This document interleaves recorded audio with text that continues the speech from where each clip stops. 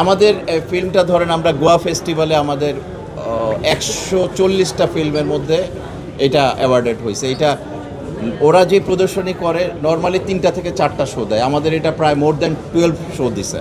Public demand, কারণ আমাদের যে ভাষাভাষী মানুষগুলো আছে কলকাতার, ওরা যায়।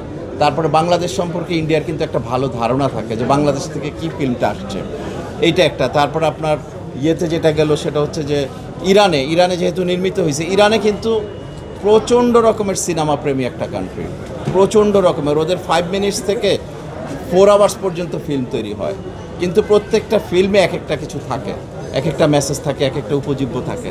সো ইরানে যখন এই ফিল্মগুলো ইন্টারন্যাশনাল ক্যাটাগরিতে আপনার হচ্ছিল, আমাদের হলগুলো পুরো ভর্তি হয়ে গেছে, ওখানে আমাদের অ্যাওয়ার্ড ছিল।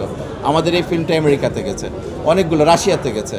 সো আমরা সব জায়গায় যেতে পারিনি বিকজ অফ দ্য প্রতিবন্ধকতা, বা নিউজও আসেনি, বাট এই ফিল্মটা অনেক জায়গায় গেছে এবং প্রচণ্ড রকমের প্রশংসনীয় ছিল।